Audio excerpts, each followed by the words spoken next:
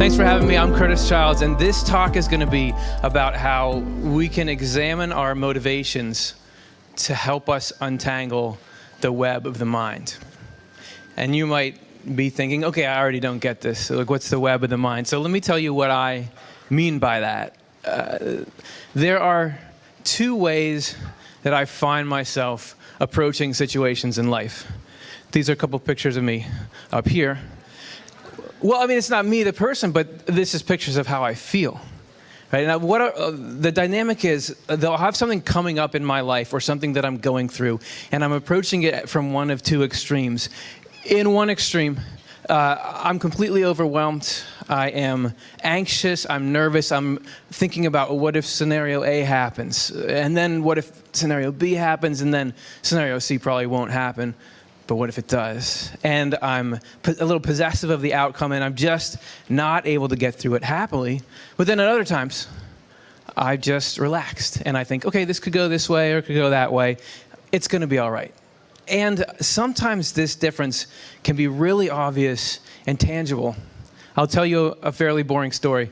One time I was driving, and I was in high school, so I was maybe about 17 or 18, and I was almost going to be the school year again. So I had like social anxiety. Do I have enough friends? Are they going to like me this year? I also had logistical anxiety, academic anxiety. I was basically balled in by the worries of life. And then I would, just for a second, very noticeably snapped out of it. And suddenly I had those same things staring me down, but I was just feeling confident. And I was feeling peaceful, and I just felt like this is going to go some way, and that's going to be fine. And then it was gone. And I was back to my regular self.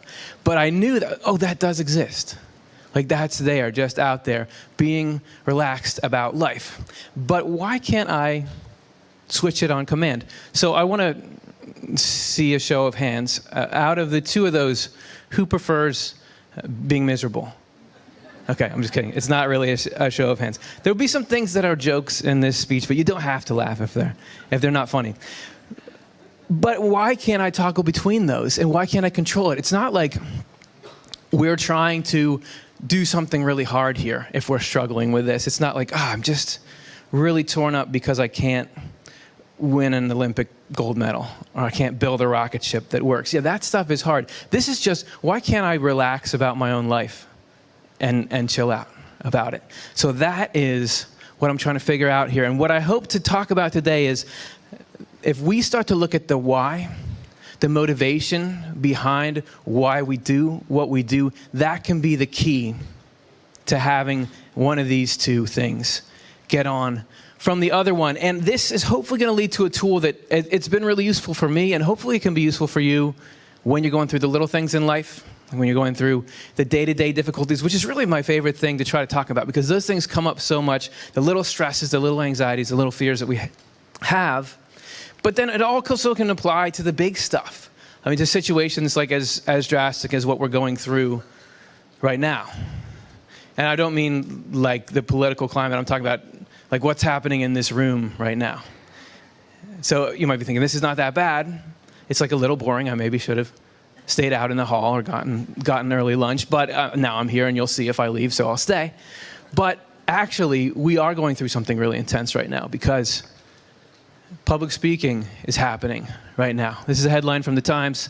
Speaking in public is worse than death for most people. And I'm like thinking about you guys right now, because I know how hard it is to watch somebody go through something difficult.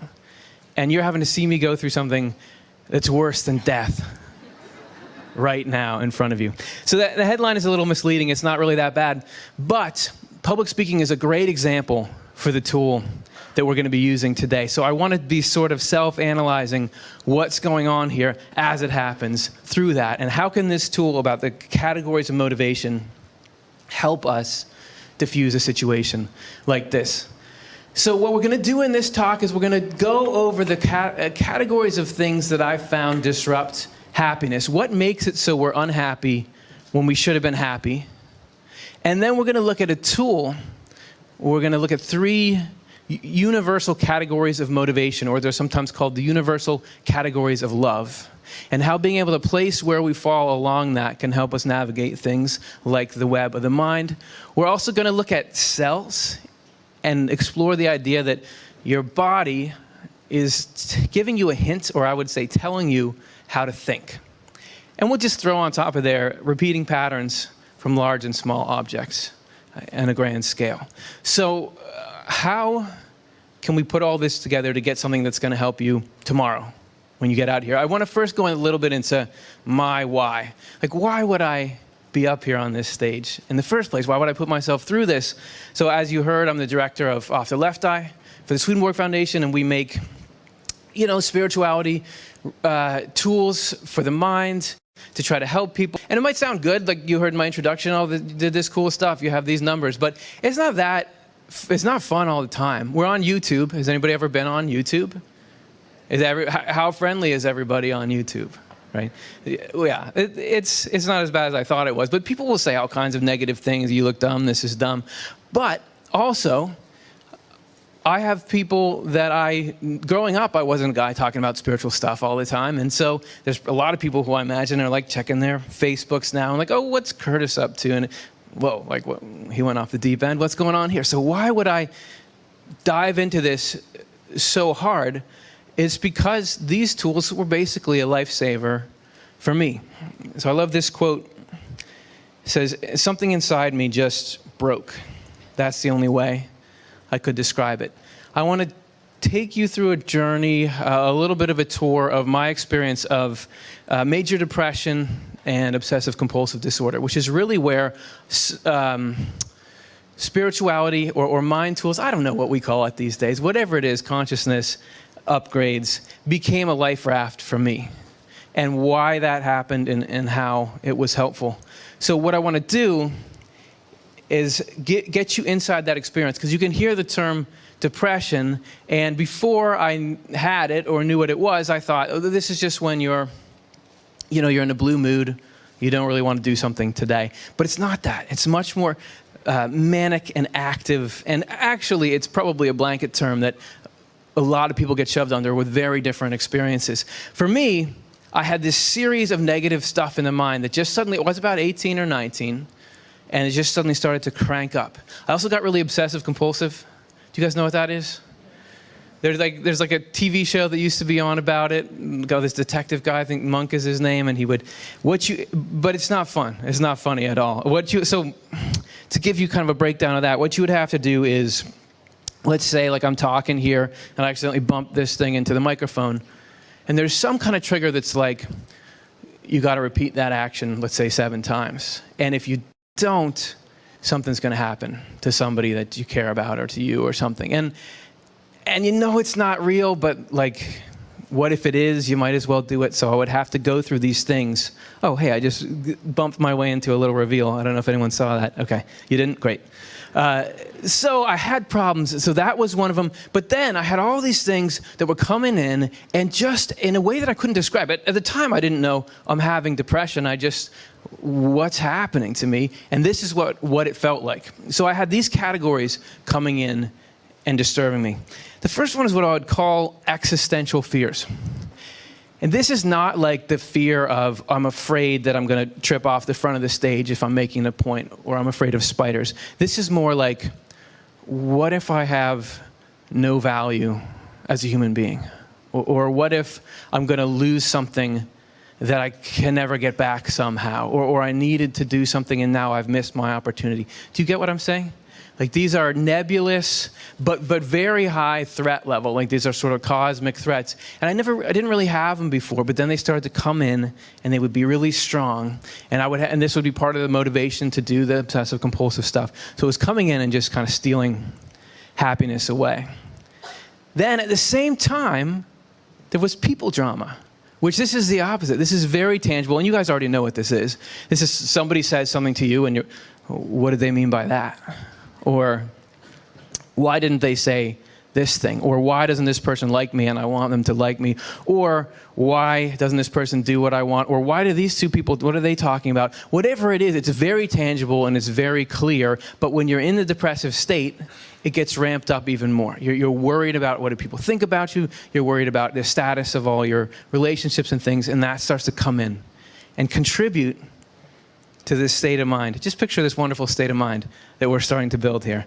So that comes in, those two things are both attacking at the same time. But then add on top of that, one of my favorites, overblown realistic fears. So I was on a plane coming to this conference, right? That plane is not going to crash, but it could, right? Planes haven't they? Oh, I just heard a sound. I know that was the engine falling out, but nobody knows it yet, and they're going to take out, right? These are overblown realistic fears. They're not like existential fears, which are maybe they don't even exist, the category of element that we're talking about. But these things, they could happen. And when are you going to be free from the potential for that? Anything could happen in any situation. So as soon as you realize, oh, the plane landed, I'm fine. What if I can't get to the hotel? You know? And what if when I get to the hotel, I can't sleep very well, which is true. And it just goes on and on and on. And what I want you to start thinking about is, think about the combination of these coming in at the same time and the problem that that creates for when you're trying to have a happy mood. Because you can think about what tools do you need to be equipped with to deal with existential fears? I mean, these are broad cosmic things that maybe I've got some kind of mantra or a prayer or something about peace, and I can sort of get with that, and it's this deep thing, and maybe I'm trusting in God or higher power. But then, bam, somebody says something to me that sets me off. Those are totally different mechanisms, and it seems like as soon as I get strong against one, I get hit by the next one and hit by the next one. So these three acting in tandem really work to debilitate you. And we're only halfway through the chart, right? And the cool thing is, this next one is completely not like the others. So in the middle of that, there's this like, I want to be a really, really great. Like, I want to be an exemplary person, and am I missing my chance here? And oh, you should have done that there. You could have seized opportunity A. Whatever it is, that's starting to haunt you as well. And look at how weird that is, because the other three are like about survival. Am I going to be able to survive life?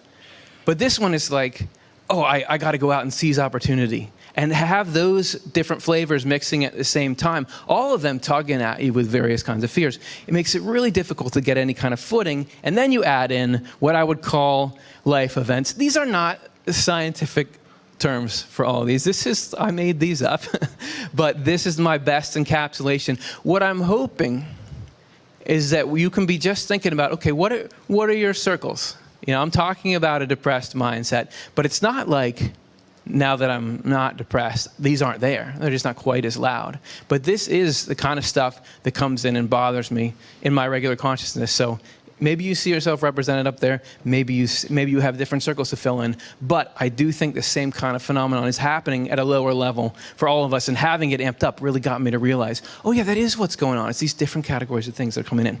Not necessarily comprehensive. Life events are...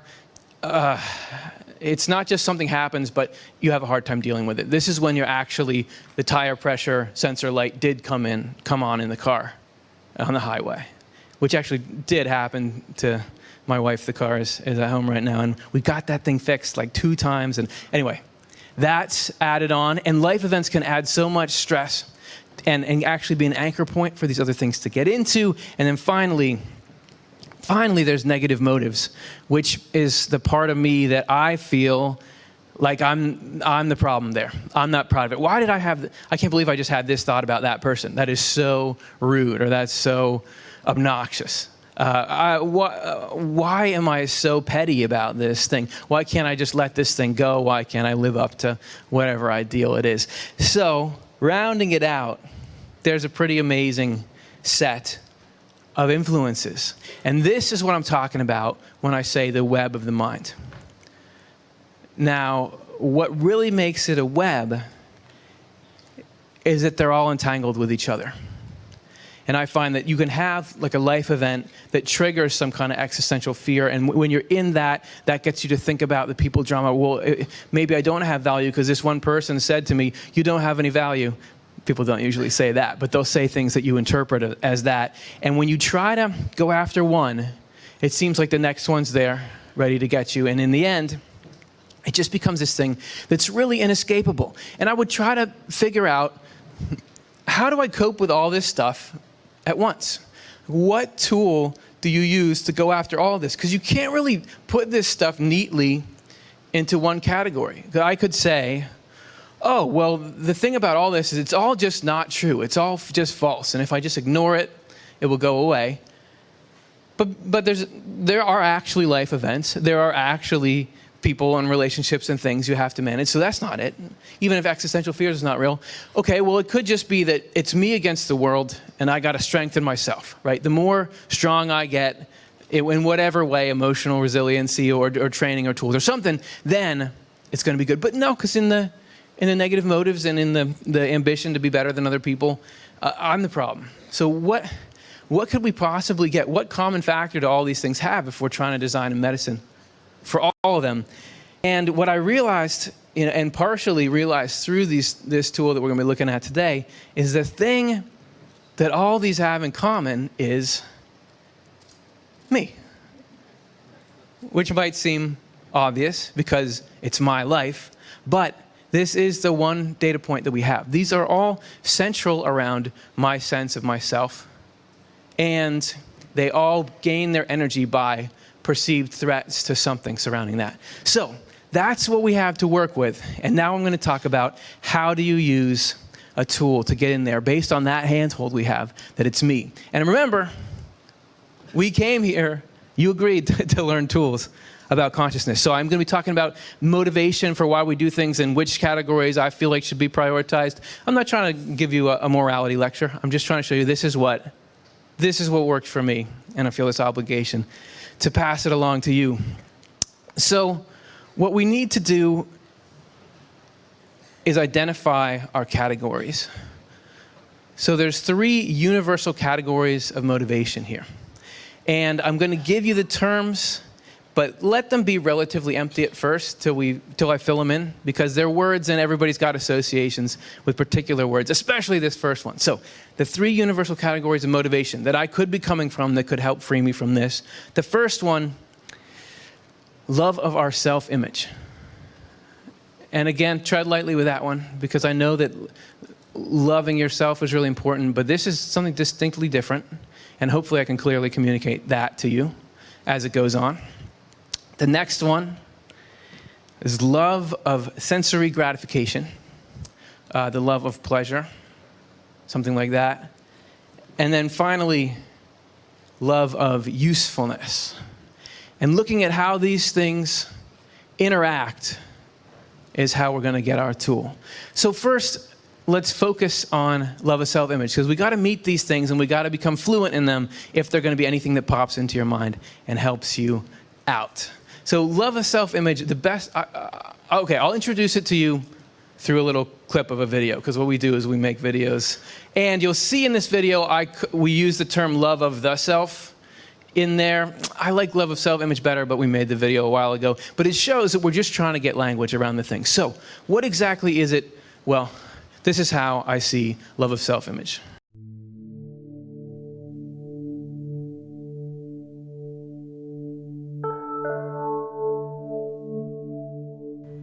If I was going to have a really healthy day, it would be about prioritizing the types of love.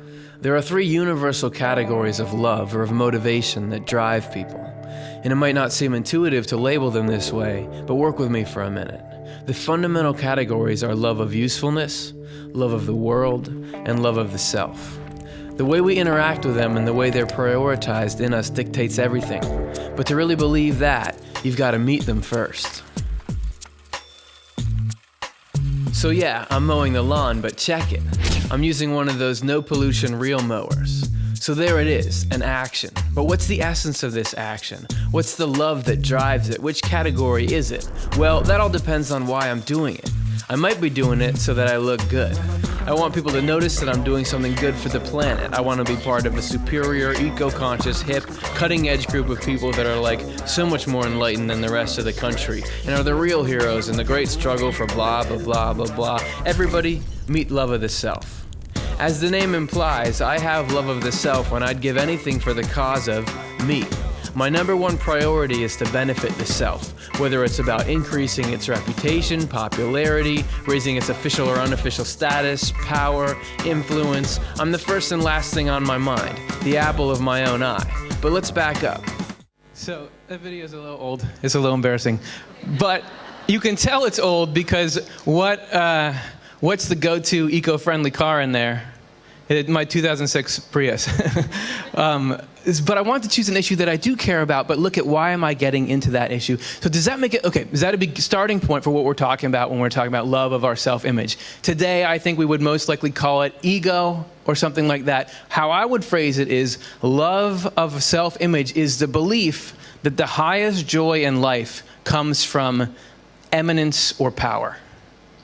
And those sound like grand words that you might only be interested in if you're a dictator, but we do this on a micro level all the time. We're looking for eminence, like we're looking to be the coolest person in the room or the coolest person in a group or the smartest or whatever it is. And power, maybe I want to control a conversation or I want you to think like I think, whatever it is I'm doing. This is love of our self-image. And I'm sure we can think of other people that have that, right? So, let's analyze me giving this speech. If I'm giving this speech and I'm operating, just suspending disbelief and saying that this is a category I could be motivated from. If I'm giving this speech from my love of self-image, why am I up here on this stage? So that you will all adore me, right? Which I know is not happening right now, but that's what it is. And it can be hard to tease that out, but like, let's say there was a deal in the back room back there where some kind of mystical being sat me down and said, look, this speech can go one of two ways, and I'm gonna let you choose which it is. Scenario A, everybody is gonna just be enthralled by whatever you're doing out there, and they're gonna think you're so awesome and so wise and you're really well dressed, and just kidding, that one's not realistic, but they're going to be impressed by you, but they're not really going to get anything out of it. They're going to walk out the door and it's not going to really last with them. It's not going to help them with anything they're dealing with in their life, but they will go away thinking, man, that guy's awesome.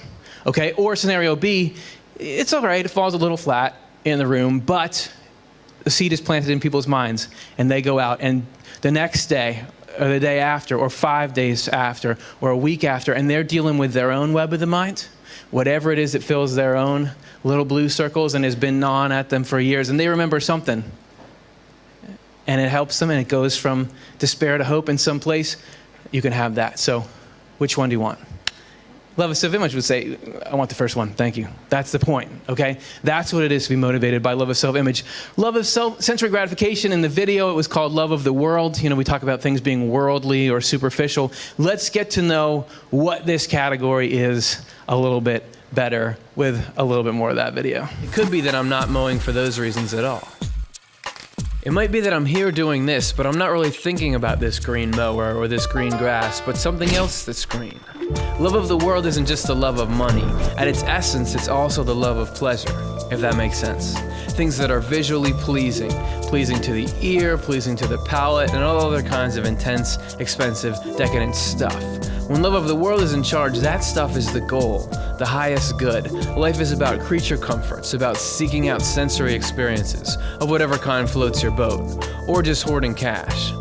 Maybe I have an eco-mo business, not because I care about the planet, but because I know that other people do, and I know I can exploit that to get some coin. If a better way to make more money came up, man, I'd ditch this so fast.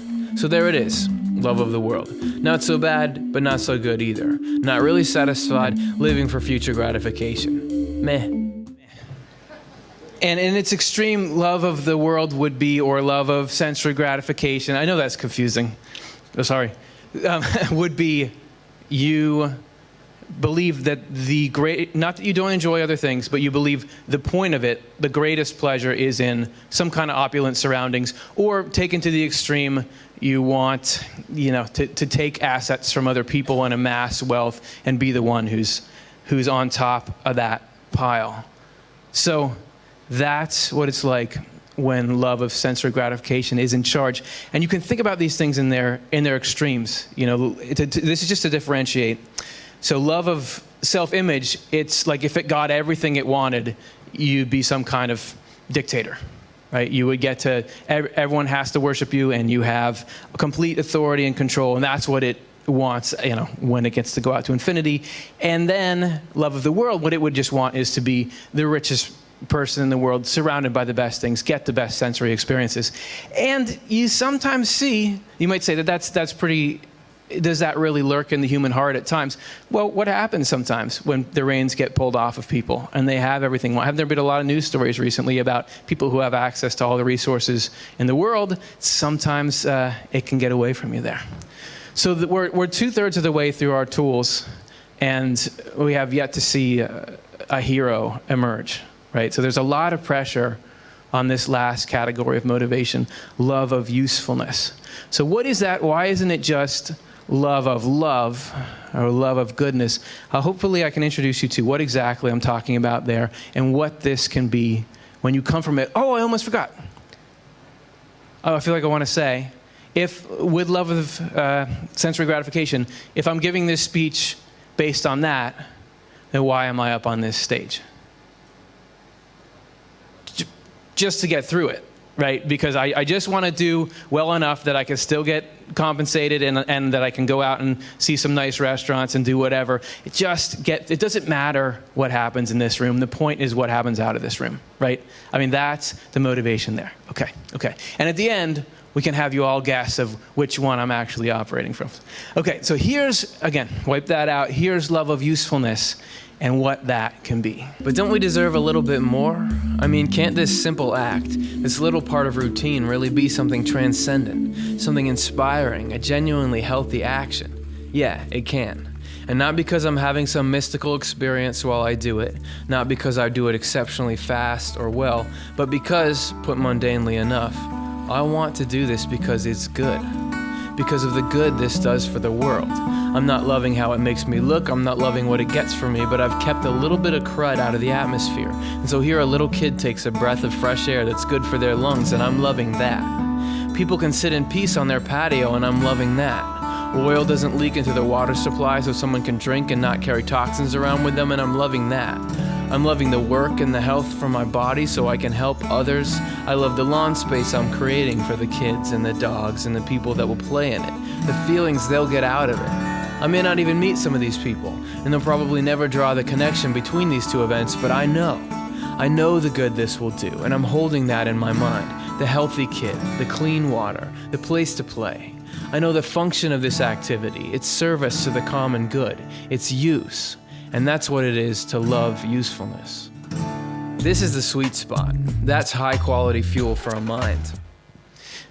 Okay, so oh yeah, sure, you could clap for that. Yeah, finally something positive, and I hope to differentiate love of usefulness from just regular being good.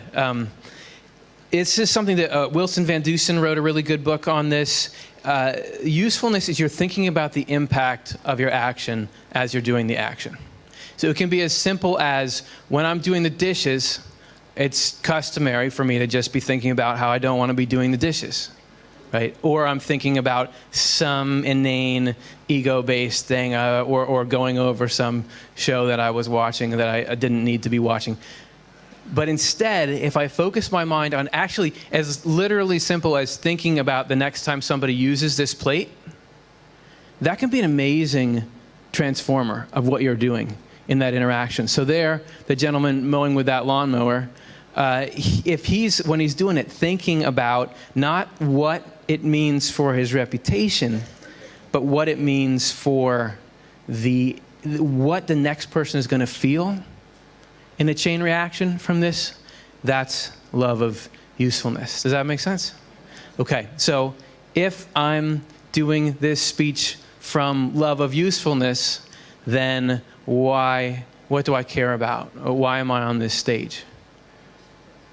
You! I care about you.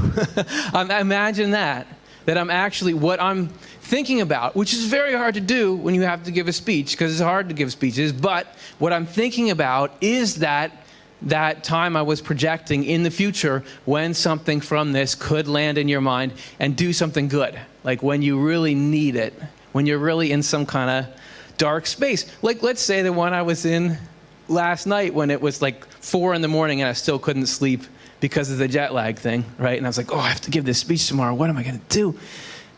That's the kind of place. We all enter those places, and I want to have it, oh, wait, remember this thing about this? Use these tools, so now I feel better. That's the point. That's love of usefulness.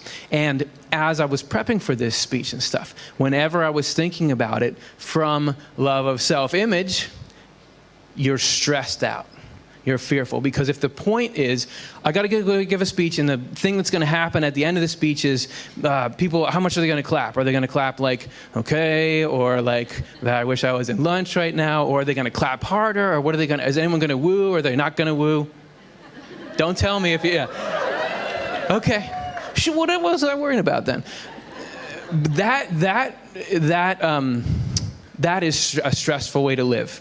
And also, it never gets better. You can never be safe if you're operating from that. Because I gave a talk at this conference 2 years ago, and it did fine. People clapped and it was great, right? So you'd think, okay, I already did it, right? There's no more need to worry. But the love of self-image is like, well, that doesn't matter. This one matters, right? It doesn't matter how much you've built up. Think if you were famous musician and you sold like 100,000 copies of your first album, and you're like, this is so great, and then the next album you sell 50,000 copies of it.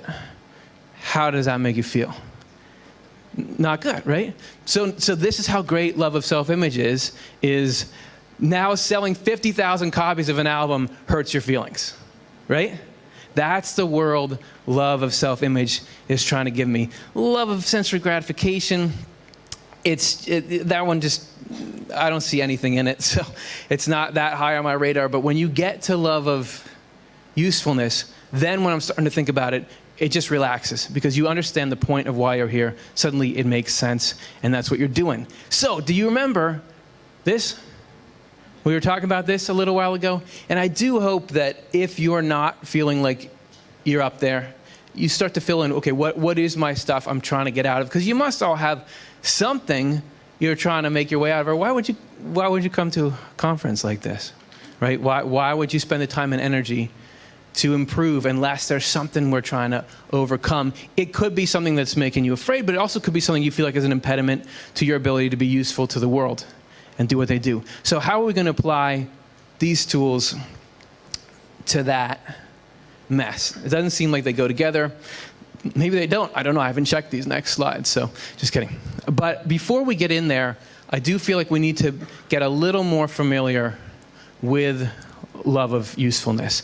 And because it can seem like if we're going to be depending on this thing to bring us in the right priorities, bring us to happiness, it's got to have a lot of potential. It can't just be, okay, you give up the stuff that really makes you happy and eat your vegetables instead.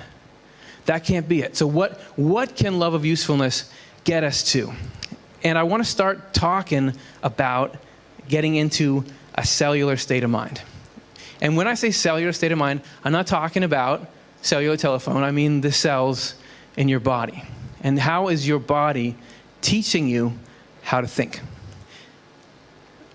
All these traditions around the world have the human form as sacred in some way, which at first glance you might think that makes sense because people are the ones involved in it, so we're going to have a natural bias towards the human form. But actually, I don't know if that does make sense, because actually living in a body, it's not that great. It's often a maintenance issue. I was bemoaning the troubles of being in my 30s before, which some of you are like, just wait, you'll see. So wouldn't it be that we would be eager in these traditions to say, we're out of here? Like the human thing, the body, and you gotta make sure you're not sweating and all this stuff. We're gonna leave that behind, and there's some greater form. There's some kind of giant robot that you're going to be, or like you're going to be a cloud or something like that. Why this, when we go to these aspirational traditions, it's actually, we're getting deeper into the veneration. We're calling the human form holy in that. Why is it? And I want to look not just at the form like of that stock silhouette cut out there, but let's look at it on the cellular level, because the human form is a composite form, right? Or composite form, whichever you like. It's made of a million, billion, trillion. You can tell I'm a biologist, right? I'm not. Of all these little cells.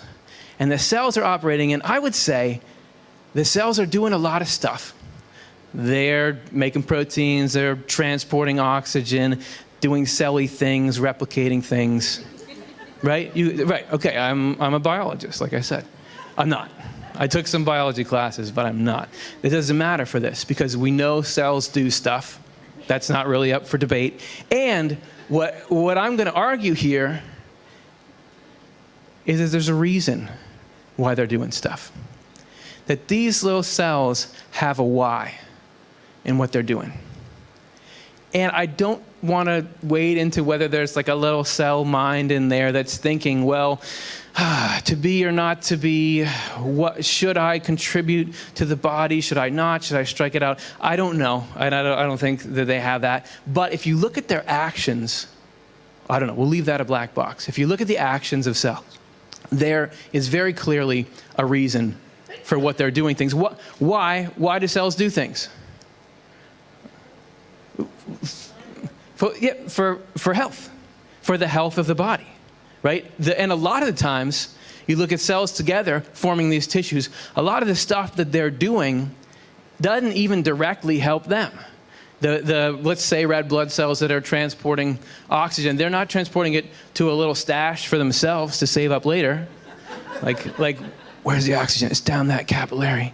But don't tell the liver cells. They're taking it out and they're giving it to everybody in the body, right? This principle extends to all of them, and even so extreme that it's not this. We have an uneasy truce. All the cells in the body. You give me what I need, and I'll give you what you need. But as soon as you violate the contract, I'm out of here, right? You guys know about apoptosis, which is a cell basically saying, I'm in the way, and you have pre-programmed cell death, that they'll actually sacrifice their spot for the good of the whole. So these cells, as far as I can tell, put yourself in the mind of a cell.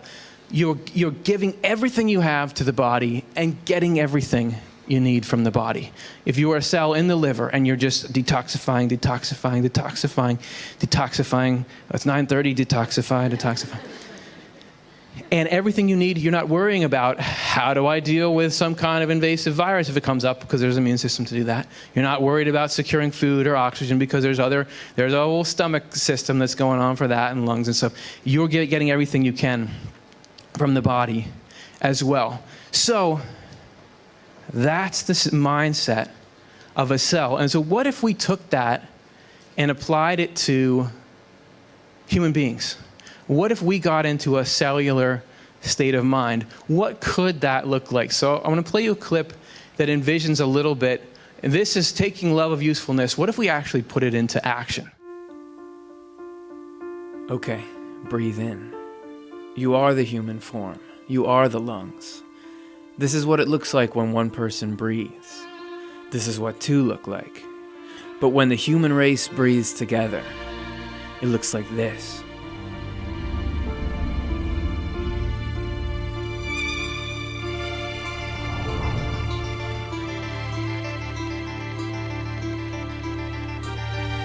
We pull in ideas like oxygen, gathering them through inspiration.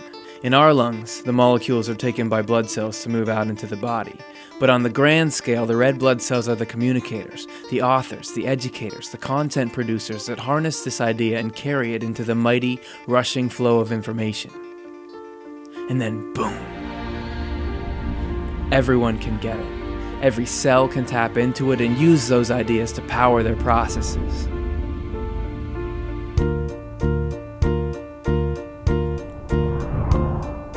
Whether they're creating a selective barrier to let helpful things in and keep harmful things out, or maintaining the structures we depend on for support.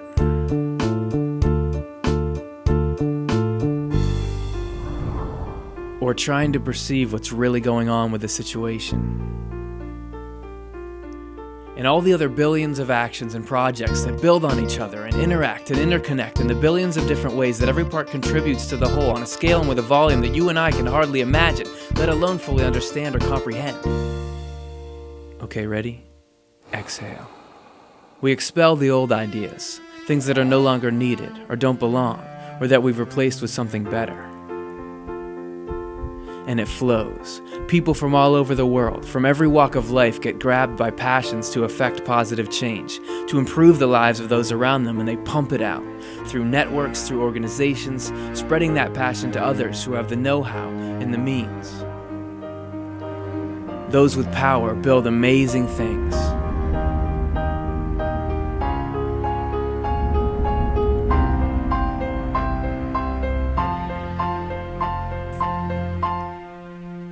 And they're fed by people who have an unsatisfiable hunger to learn. How can we make this process quicker, cleaner, better? It's the most amazing machine that exists, but it's a delicate balance. Because a bloodstream that can so elegantly transport good ideas can just as easily transport bad ones. Some units aren't working for the good of the body, are stealing from the body, taking advantage or taking control. Is cancer anything other than cells that pursue their own growth at any cost and without limits, without any thought about the whole? But we fight back, closing ranks to heal the parts that have been damaged and clean out disease. And then the hands and muscles build so now the eye can see farther than ever.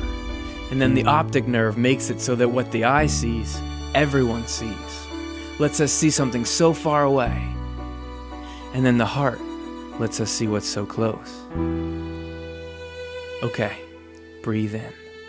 When the whole body, every part is working together, we call that health. But when everybody's doing their part in the great body, every single person contributing to the whole so that we all benefit, so that everyone's discoveries, patience, lessons learned, hard work, and examples of love lift us all up. When every little part of every cell is feeding from the whole and giving back to the whole, when there's health for the whole human race together as one complex, immense, intimate, interdependent system, we call that heaven.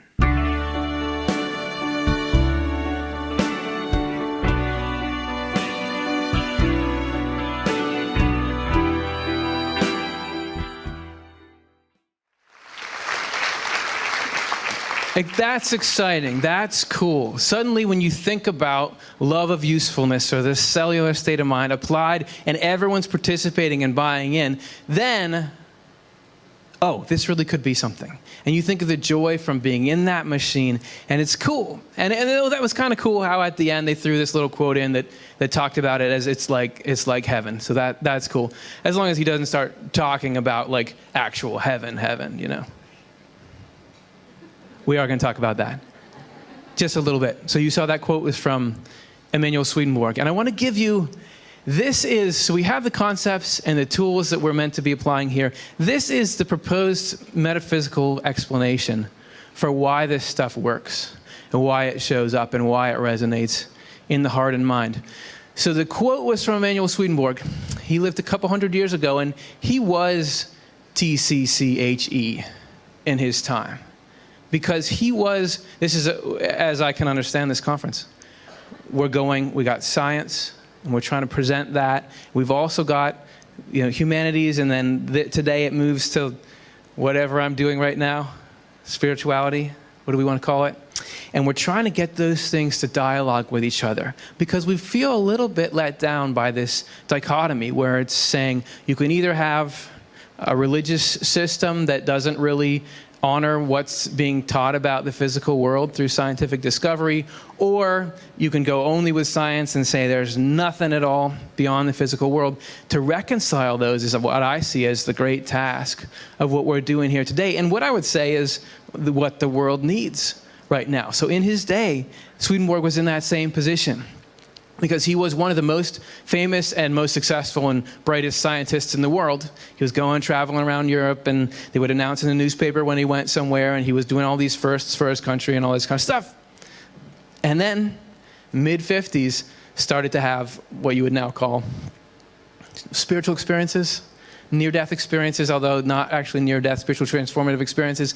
And so he decided, hey, I'm going to I've got to tell the world this story, because he saw how the physical world worked as best they knew it back then. But then he said, look, there's a whole spiritual dimension to this, and they're not separate. They're actually so united that you could say the spiritual world is the cause, and what we see here is the effect. That's how together they are. And so when you're looking at the idea of that video was saying, look, wouldn't it be nice if we all got together and lived in this way, and that would create this thing that would feel like heaven? Well, that's what heaven actually is. If you think about heaven as a state of mind that creates something on the spiritual level, you think of, we saw the potential for what if everybody in the world got together and lived that way. Well, heaven, or whatever you want to call it, the Summerlands, people have all kinds of different names for it. The place when you are in a near-death experience, like Pim was talking about, and you go somewhere, and it's all love, and it's all these amazing people, and everything's great. That is a community of people that have, left the physical behind, but are completely immersed in this kind of love.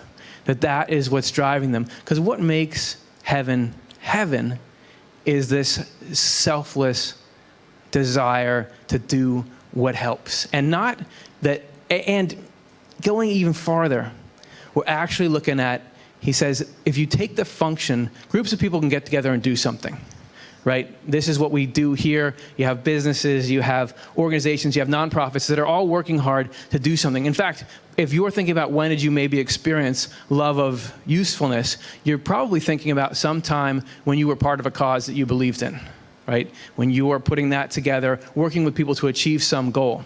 Well, this heaven, as Swedenborg describes it, is that. All people working together to do all these different functions. But if you start taking these little pieces together, you imagine each one of those is like a community. People talk about their spirit group or something, but they're all doing the different parts of what's needed and working together. That is like heaven. And that our form actually, by function, reflects this larger growing together of humanity. We talked about small and large patterns, right? We've been looking through the physical world and seeing, oh, that's cool. Small things and big things kind of look like each other. You have something like the solar system, which is huge and massive, and then you have something teeny tiny like an atom, and it seems like they've got a dense center and there's stuff orbiting. It seems like it's kind of the same. Well, you're the atom. That there is this grand community of love that when it gets together and goes into all of its useful functions and puts it all in, and you're all outputting something that's love together, that's what it is to be human. That is humanity. And actually our little bodies here are sort of a physical effect of that.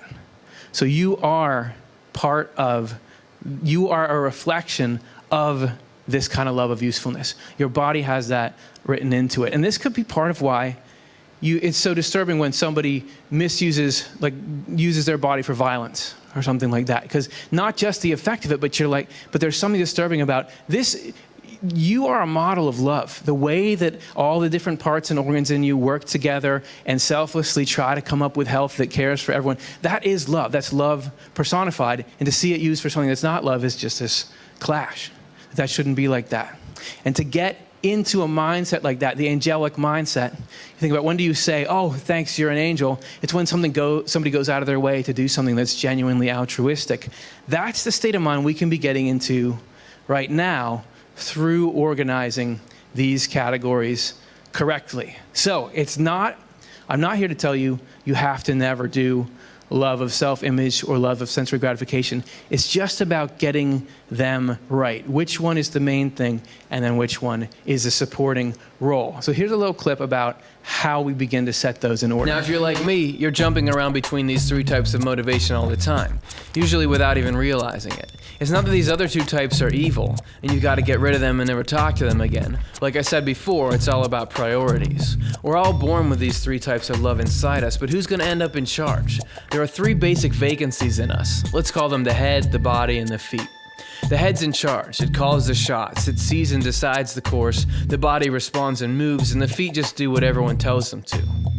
If love of the self takes the head, then I'm running for governor because I want to be governor. I want that title, I want that praise, I want that recognition. Getting kickbacks from lobbyists and the salary won't be that bad either. And as for the purpose of the position, the legislation, society at large, the problems people are having and how I can help, the suffering I can prevent, oh yeah, I mean, it's good to do some of that stuff to get the people's affection.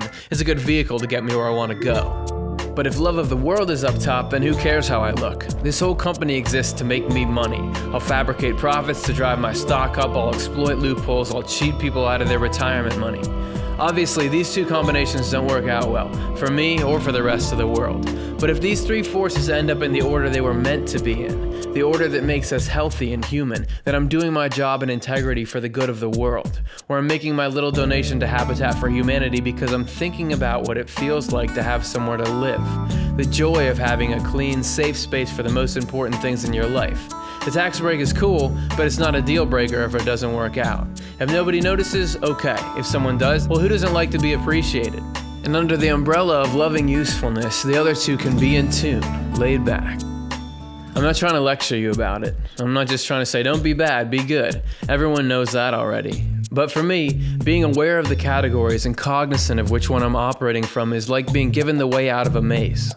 If I'm mowing for the first two reasons, yeah, what's growing in the yard ends up the same, but what's growing in me, it's night and day. Watch the way anxiety and tension follow these first two. I would never realize, oh, it's not about figuring out the minutia of trying to be seen as exactly the person I want to be seen as, or being surrounded with just the things I want to be surrounded by, which always seems like I'm getting close, but never quite satisfied.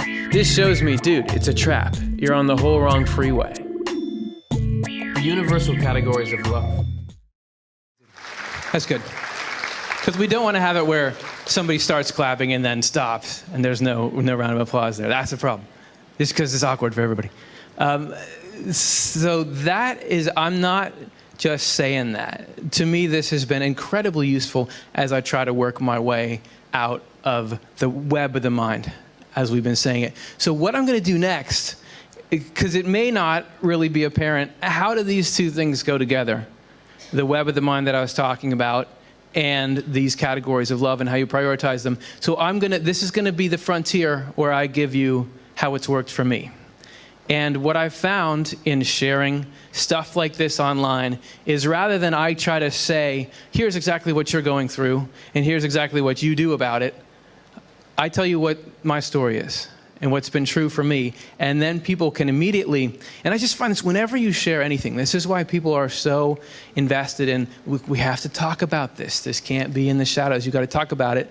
Because as soon as you tell your story, two things happen. One is people come up and say, I'm going through the same thing. And the other one is people say, well, that got me thinking about my own life in a way that was useful. So what I'll do is share this with you. And it's like something I'm still figuring out. So, it's just a few minutes. One more tool I want to introduce for that is the idea of a cell versus an amoeba. We talked about being in the cellular state of mind. Do you guys know what amoeba is? It's probably the most charismatic microorganism that's out there. They're these little blobs that walk around. They're a single cell. This quote is actually saying that amoebas are a lot like some of our cells. But what's the big difference? Amoeba goes it alone, whereas a cell is a part of an organism. Could be us, could be some other animal. So it gets me thinking about, when these threats come up in my mind, how would an amoeba feel these threats versus how a cell would feel these threats? That's a hilariously strange line, but I like it. So here we have everything that's going on in my mind. If you put yourself back into the categories and what was going on for me that made it so that I couldn't be happy even when things were going well. Even when there was no threat, I had this stuff bearing down and bearing in on me. So here's how we can break it down one by one. So if we're thinking about this, do you remember when I was talking about existential fears? That was just an hour ago. I mean, it wasn't that long ago. Remember, we're talking about those existential fears, these big cosmic underpinnings of, hey, something is going to go drastically wrong for you. Really, what gave them their ammunition was the threat of some kind of loss of joy. And when you look at fear, really that's what gives it its purchase usually, is that you're going to miss out on something, or you are going to not have potential to accomplish something, or you're not going to be able to feel a certain kind of happiness that you want. And if I'm thinking in an amoeboic state of mind, where I'm thinking it's me against the world, which is the love of self-image state of mind, because what is the core of that is, okay, there's a couple hundred people in this room and there's me. If the greatest joy in life comes from being the greatest one, I've got competition. This is me against all of you. That's the love of self-image. That's sort of the amoeba's world, which is whatever comes around that corner could be a threat to me. I've got to find my next meal. Versus a cell in the body is thinking about what's good for the whole, and that the greatest joy comes from being part of this community where we can exercise love and do useful things for each other. So when I get this existential fear coming in and it's saying, what if you have no value, and then you won't feel the joy of whatever, what that is it's saying your highest joy, you won't achieve it. But if my highest joy is doing something helpful for people, or I know that I can cultivate that and get it to be that, how accessible is that? Is that hard to do? Is there a limited supply of that? Right? How many people can be the best person in the world? One. Right?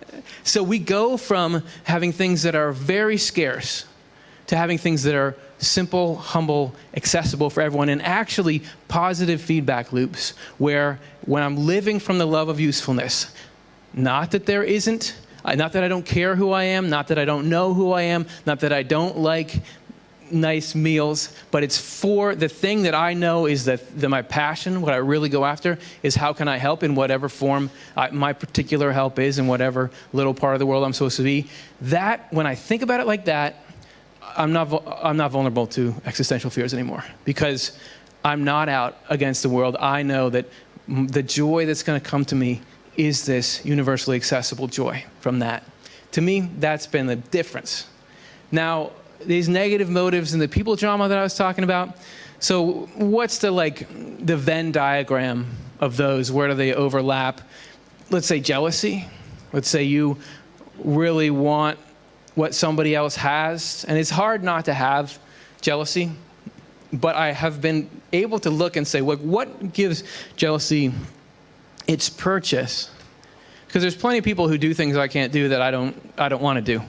So I'm not jealous anyway. But what it really is you think they have joy that you wish you had, right? So if I think that the greatest joy in life is this very limited resource of, let's say, back to when I'm in high school, and this person is really popular, man, that would be the best thing in the world to be that popular.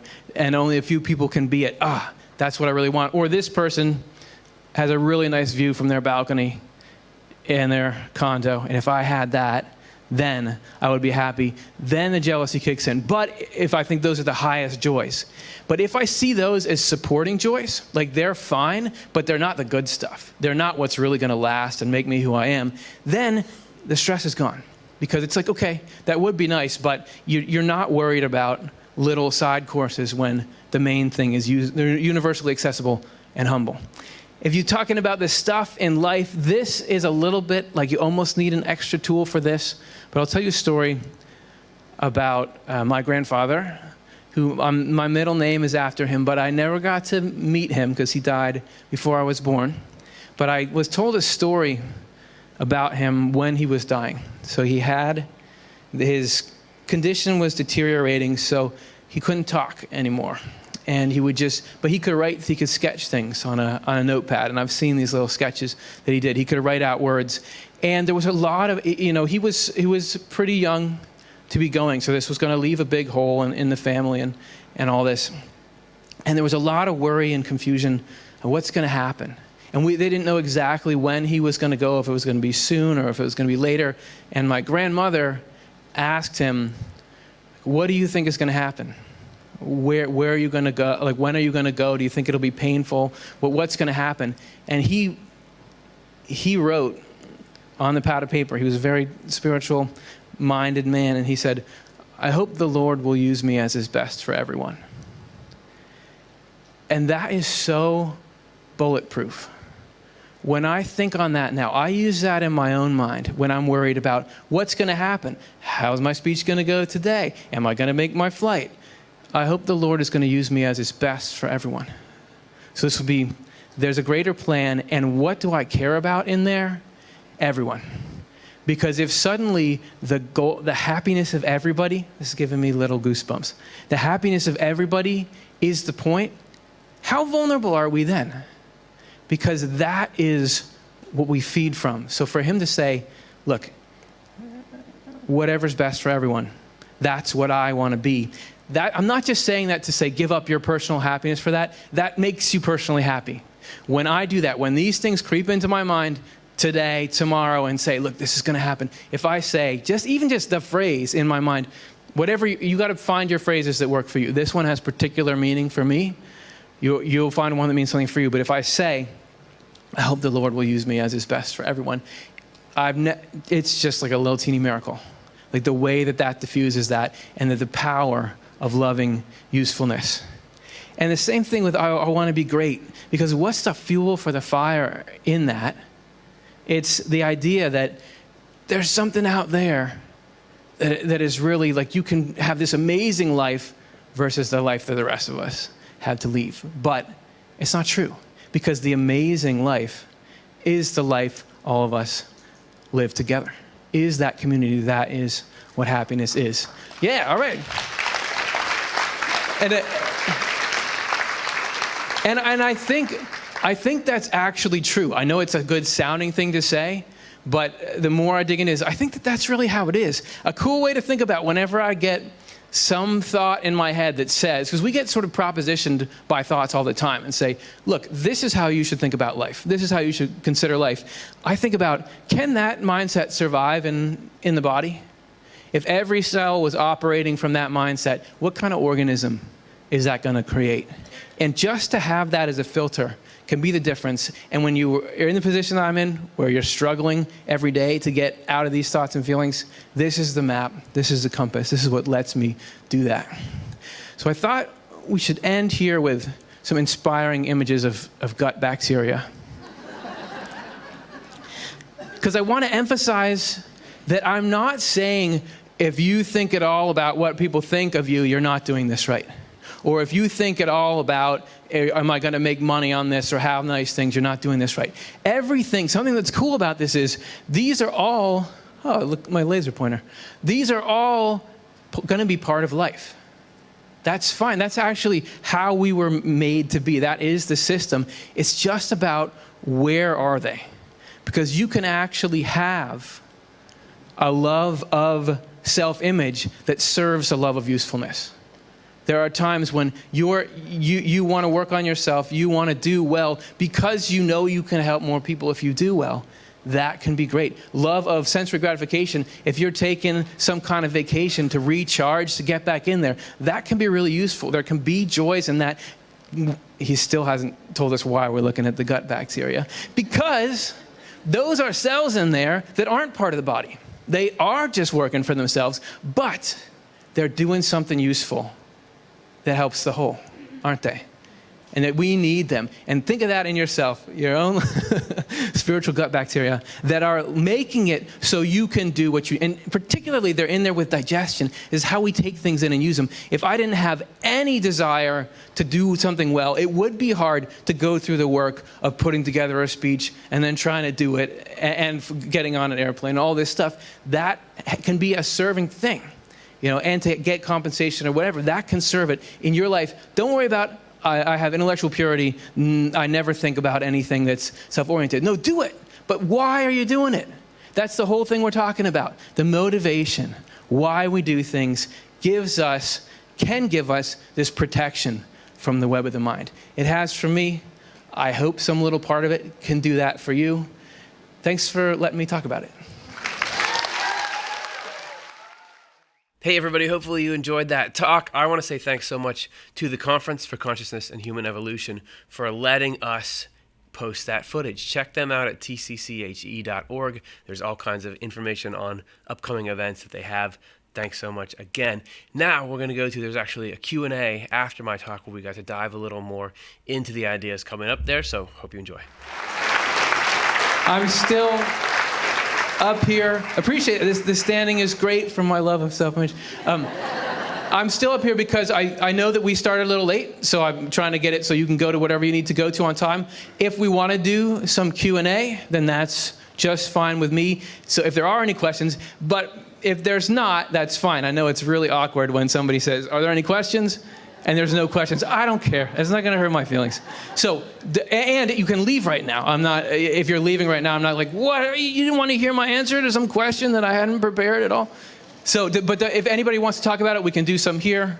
Curtis, Yeah. Could you say a little bit more about Emanuel Swedenborg and just who he was and in a nutshell what he did? That's my job. Thanks. Yep. So you might think, why would I go around not just talking about spirituality stuff, but like drag this strange figure of Emanuel Swedenborg into it? A couple 100-year-old scientist, you look up a picture of him and he's got a wig on, you know, it's this weird conversation starter, and isn't that outdated? And there is treasure in there. And I think Swedenborg is tapping into the same world as the near-death experience that we heard about in Pim's talk.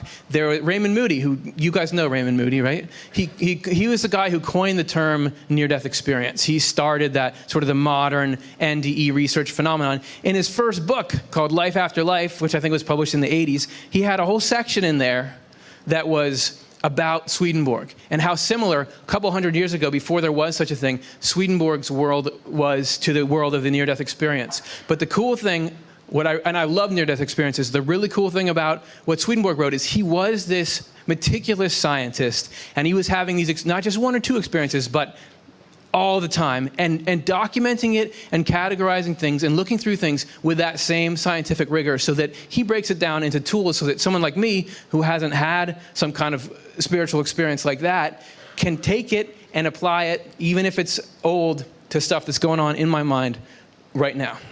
And I didn't always realize that that's the power of what he had, but once I started seeing for myself, and this is the tool that's been helping me, yeah, so what I want to do is make that accessible to people so they'll get what's in it, and if they like it, they take it with them and use it. So that's a little bit, I got to stop banging this thing around. That's a little bit about Swedenborg. So that was a good question. Any other questions before we go about any of this stuff? Oh, do we have to, yeah. I think they're going to mic you. I see people running around. Find you. Brilliant, thank you.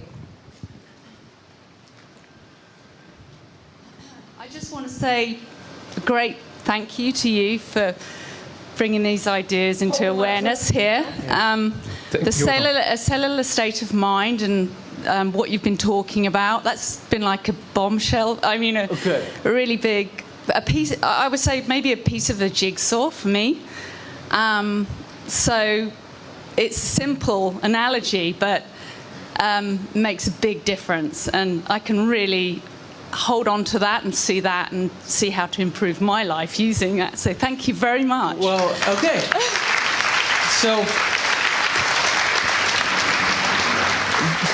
So that's why I needed to come here.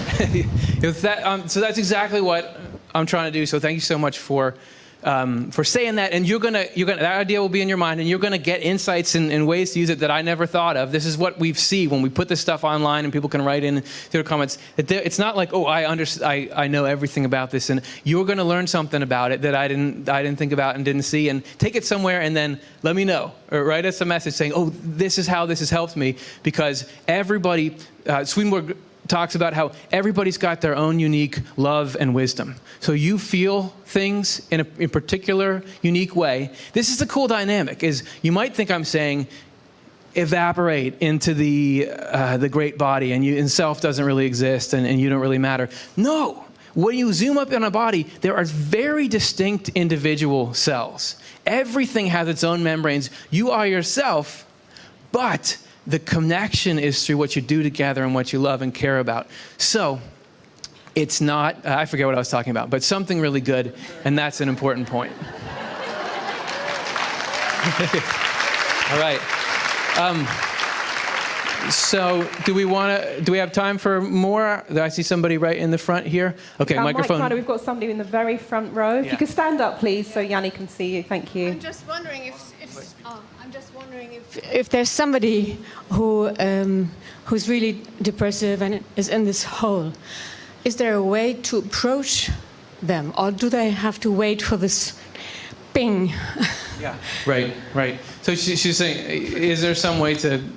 That makes me that makes me a little bit emotional, because I know that hole, and I know what it's like to have somebody that you care about that's there, and you're just like, how can I reach them, And you don't know. Can I show them a weird talk about the categories of love? Are they going to get that, or are they going to run away?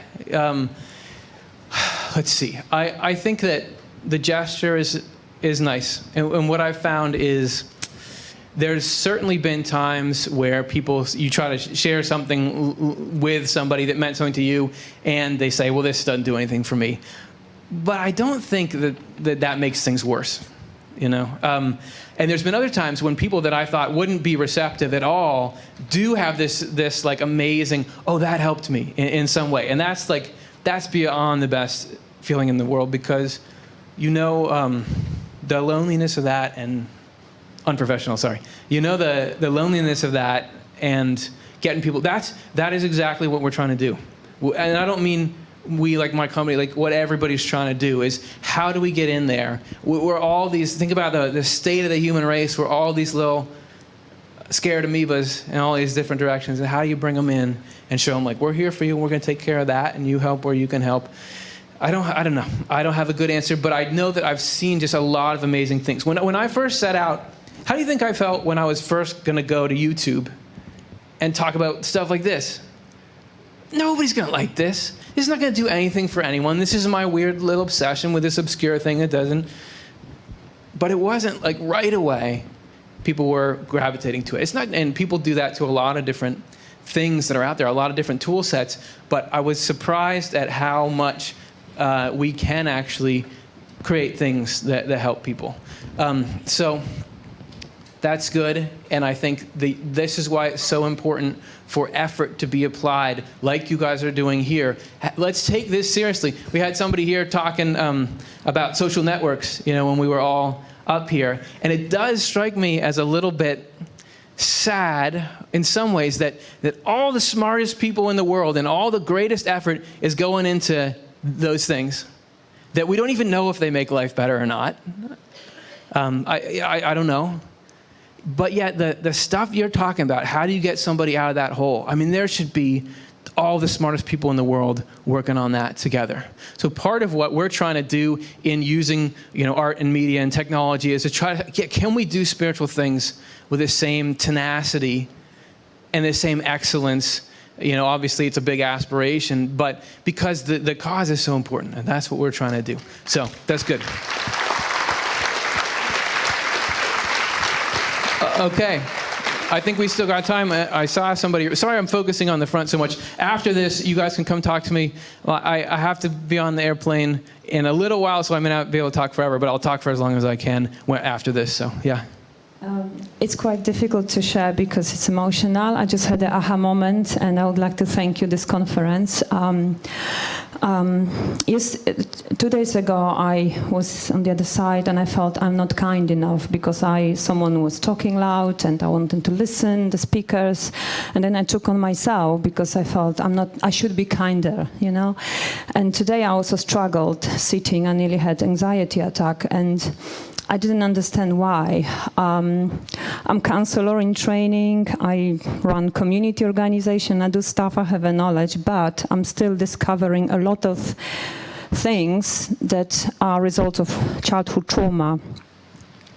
And I wonder, how to manage and how to be kind, because today I realized that me being irritable, it's actually the result of my childhood trauma that I cannot sometimes manage, and I'm not aware. I think I'm, not kind enough, but actually I'm struggling as a PTSD, results. So I wonder how we can, without me having knowledge, psychology knowledge, it would be difficult to actually be aware this is the result of trauma. So how, apart from depression, I'm talking about anxiety attacks and struggles in social situations, touch, for example, not having enough space in here. And I would like to thank you to a particular volunteer who helped me to sit here, because, I would really struggle. Thank you. Thank you. So, and what you're talking about is your kind of head chart. This is what's coming at me right now. And something that always struck me, you'd think I was talking about sort of this love of usefulness, heaven kind of mindset, right? And you would think that, well, heaven or this really loves to, like, part of what it does, like it wants to help people, and if it notices someone who's not acting from good motives, it gets out and crushes them, right? You might think that. But actually, Swedenborg makes this fascinating claim that the mindset of loving goodness and truth, its greatest joy is to look for the good in other people.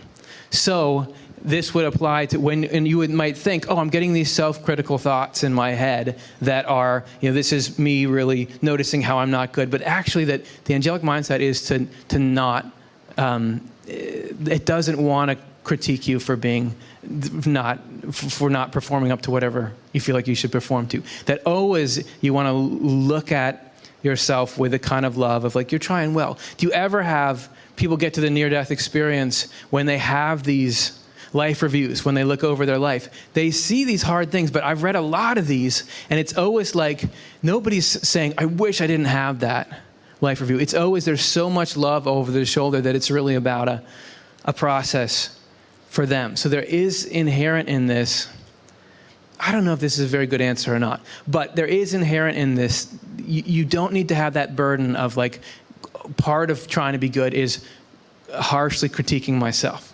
That it's actually, you're good. And people who are trying, you're good. Once I remember a friend of mine saying, like, evil people aren't worried that they're evil. Like, if you're struggling, you're probably, you're on the like, if you're having any kind of am I being good or not, that is the work. And it's not like you're going to get up to this top thing and then you never go back down. You always are cycling through, okay, I'm struggling this. And maybe if you're talking about, like, what's it all for and usefulness, so you have all this stuff that's going on, but, like, what you just articulated there, that's really important to somebody. When you think about, this is always how these things go, is like you're in the trenches and you're going through your struggles, which sound really intense, and what you're going to learn that empowers you in the practice you're learning to do, there's going to be somebody who your particular way of experiencing that and looking through life is going to lead you to be able to be equipped to help them, right? So again, I wish I could do more for you. This is why we're trying to figure out, like, okay, yeah, what are the answers to that? So I appreciate you bringing it up, and thanks for being willing to share that. We want the ideas and insights we cover to be available for free to anyone, anytime they need them. As a nonprofit, we depend on donor support to enable us to continue creating high-quality programming. This season, we're featuring the opportunity to become a member of our community of sustaining supporters by signing up to give a monthly donation. If you've benefited from our content, please consider going to otlemonthly.causevox.com to join the central network of people in the world who make our work possible. Our sustaining supporters are the backbone of what we do at Off the Left Eye. Your support helps the ideas in our content reach and nourish thousands of people every week around the globe. We couldn't do it without you. Give if you can, receive if you need. If we cycle through this way, in the end, everybody wins.